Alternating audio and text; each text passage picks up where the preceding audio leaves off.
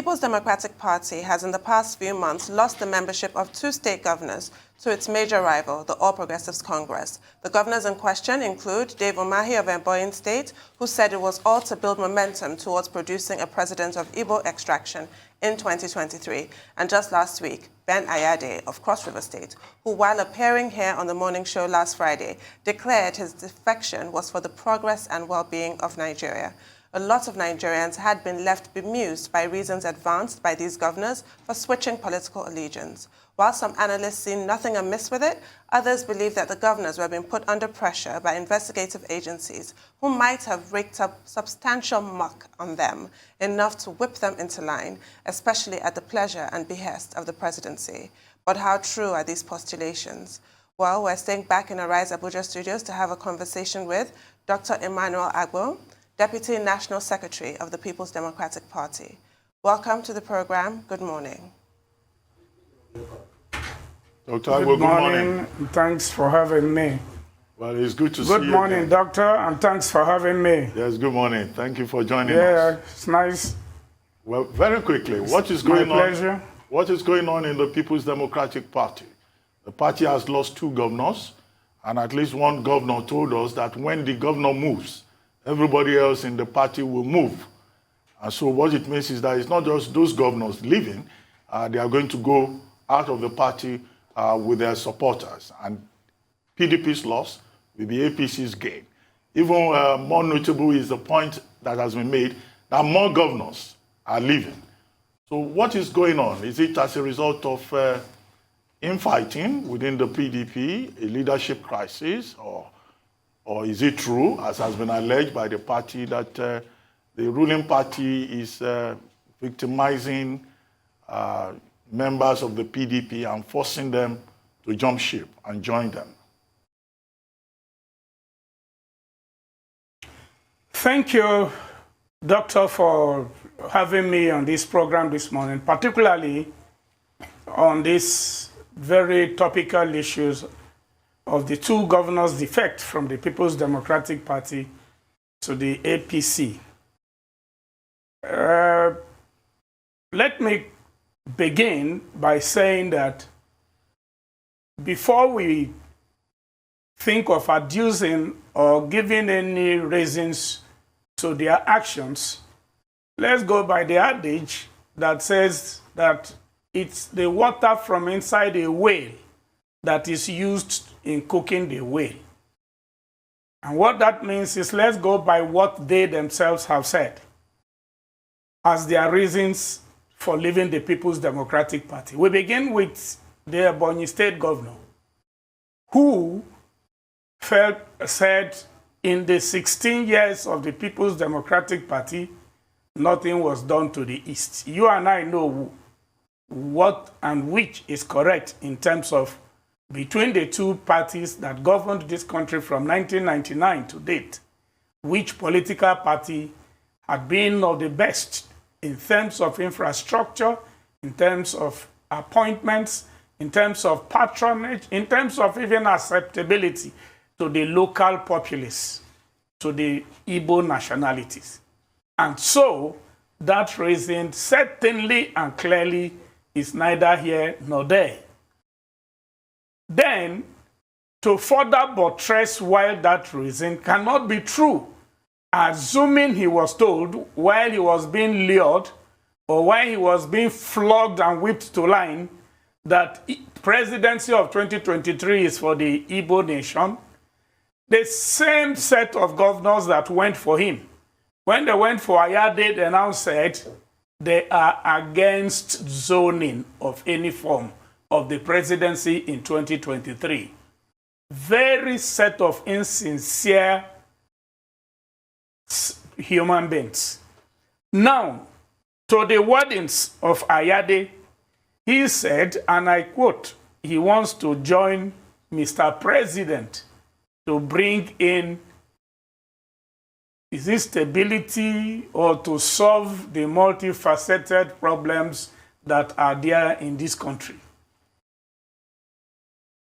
Let us be very realistic with ourselves. joining Mr. President in trying to proffer solutions to the problems that are now endemic with the Nigerian nation state. It's not done only on the altars of the APC. I bring all of this before you, my brother, to tell you that the real reasons behind these defections is simple.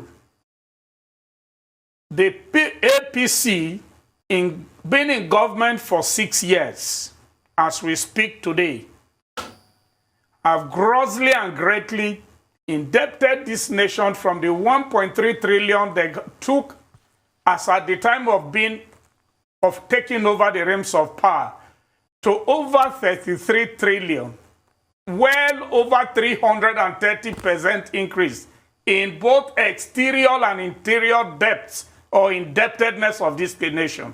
Facts available in the Office of Statistics and in the National Debt Office. These statements are not controvertible. Secondly, the level of crass inefficiency displayed by this administration is second to none anywhere in the entire world. And so it bemuses you and I and all Nigerians that anybody will ever move from such a pragmatic and structured, well-structured political party into this disastrous failing and collapsing ship called the APC. The APC themselves knows it that yes, there are two ways to continue to hang on to power.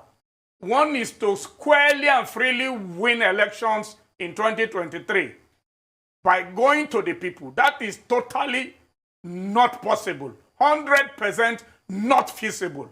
And so the alternate to that is to use the conspiracy of the elites in terms of writing figures and justifying it by the number of governors they think that they have. They lost the 2019 general elections, wrote figures, and then justified it that they had 20-something governors. And they want to replay the same thing in 2023. Having lost up to 4 or 5 governors at the point of elections in 2019 and depleted, and that was not possible.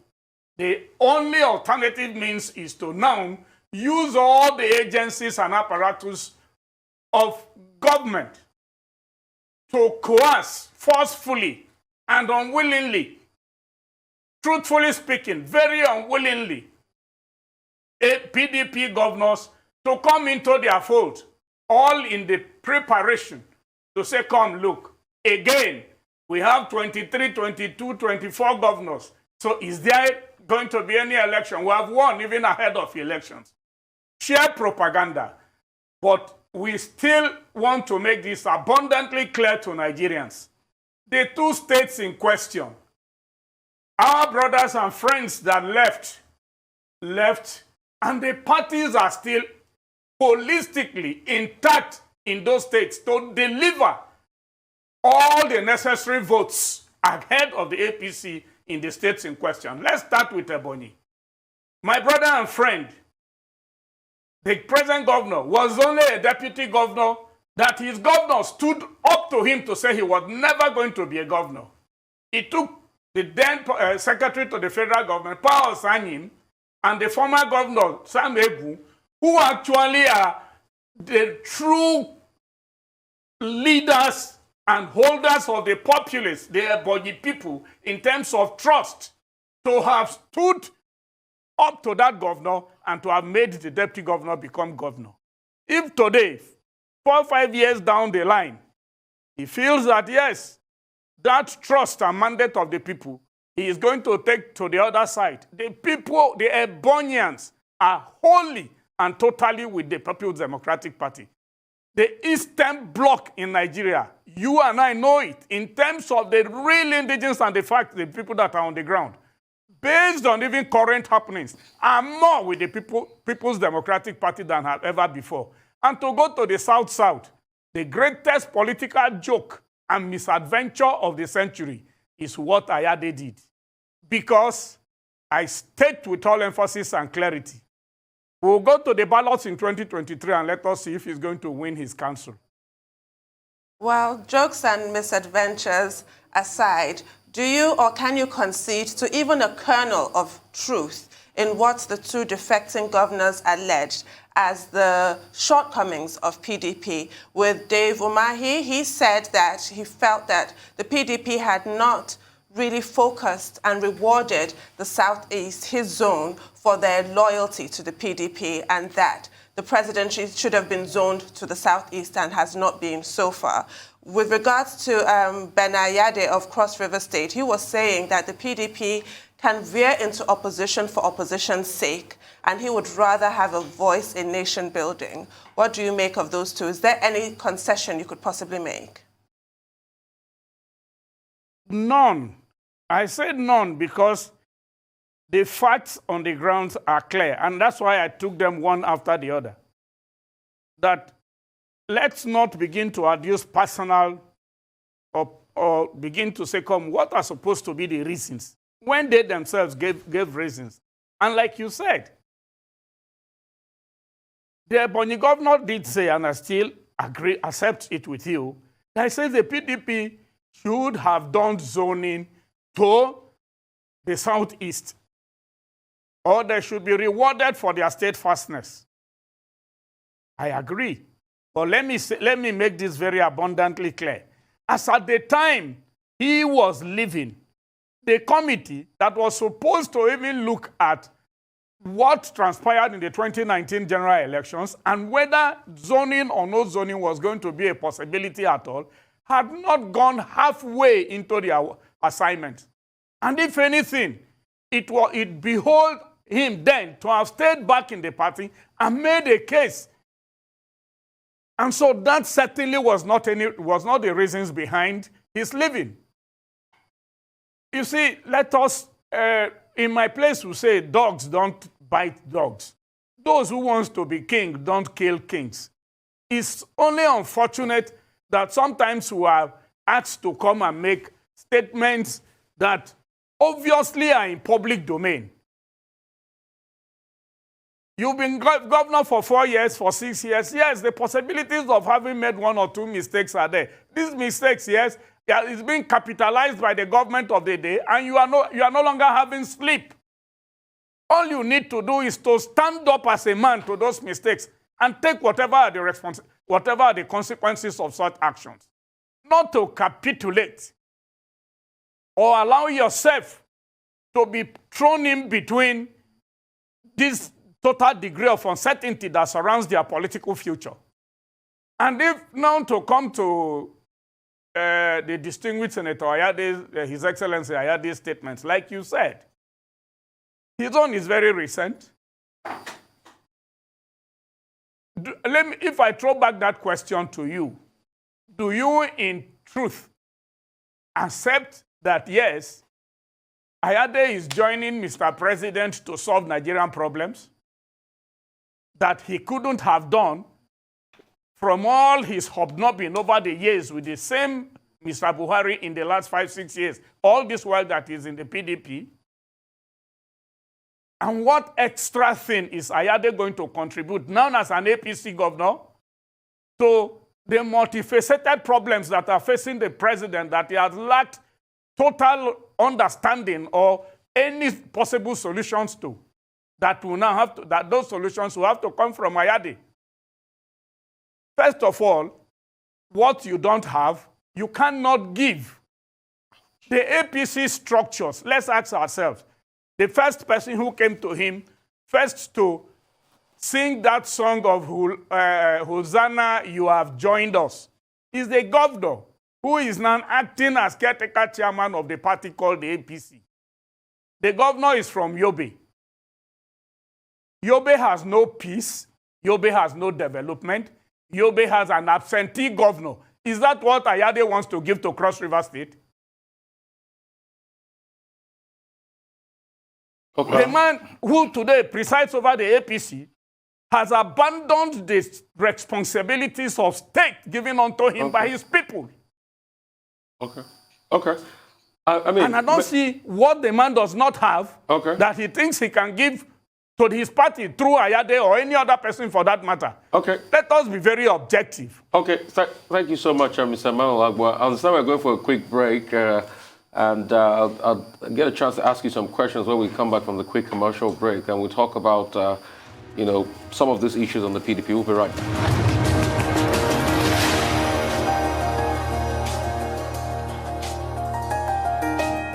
Still the morning show right here on the Rise News channel. We have Dr. Emmanuel Agbo, Deputy National Secretary of the People's Democratic Party. Dr. Agbo, I mean, you've been able to paint a picture as though all of these defections are like Molotov cocktails. But let me talk about real implosions in the PDP. As we speak, things are not settled in Edo State. As a talk about Governor Baseki and his men trying to remove the former structure of the PDP in Edo State. They had a peace meeting somewhere in Esako yesterday. I don't know how that have gone. Governor Ayo Fayose is not still happy about the reconciliation, as it were, you had when you had that South Congress. He still said very unsavory words against Governor Sheyi Makinde. The PDP has not been able to close its ranks. Those are the real implosion in your party. What do you say about that? Well, I want to thank you for the opportunity to to talk on these two issues, but let me start with the second before I will go to that of Edo State. As far as the party, or as far as it's known to the party, that which is known to us in the party, we have severally held discussions with our leader there in the Southwest, one of our leaders, let me put it that way, in the person of the former governor of Ekiti State, Ayo Fayose, after the congresses, particularly the Southwest congresses and the results that came out. And he's been consistent. The results of the Congress is out. And the zone is made the choice or choices of their leaders in the various available vacancies and positions. And he stands by it. And as we speak, from then till today, he hasn't done anything to show to the contrary. I agreed. A day or two immediately after the congresses, he appeared on a particular television, and while he was asked, he said, there are 1 or 2, 3 noticeable discrepancies or whatever in the process that he would have contested, but that he said he had let go, which is statesmanly enough. Great act of sportsmanship. That is what we expect of politicians. When you win, carry everybody along. When you lose, you prepare for the next set of electoral battles, be it within the party or if you are flying the flag of the party against other parties. He has displayed that statesmanship and has kept faith with it and has spoken to his entire supporters. And for a few of us who are on one-on-one contact with, particularly our former colleague who even ran for the office of the zonal vice chairman, Dr. Edi Olafeso, he is assured us of his consistent participation in all things within the zone. And I want to believe the zone will go stronger. If you are talking about non-partisan disagreements between two political leaders, settlement of such issues is a continuum. It's going to be continually. More so, I want you to agree. We are talking about human beings and people we went into a Congress of just about short of 700 votes. And the two parties were 300 plus, 300 plus. You could see a near equal strength, and it will take the two political leaders quite some time for this to sync with their members and for total reconciliation of all the groups into a formidable Southwest zone. We look forward to that, of course. It's not too late. Now coming to the issue of Edo, we had a structure on the ground as at the time of the entry of His Excellency.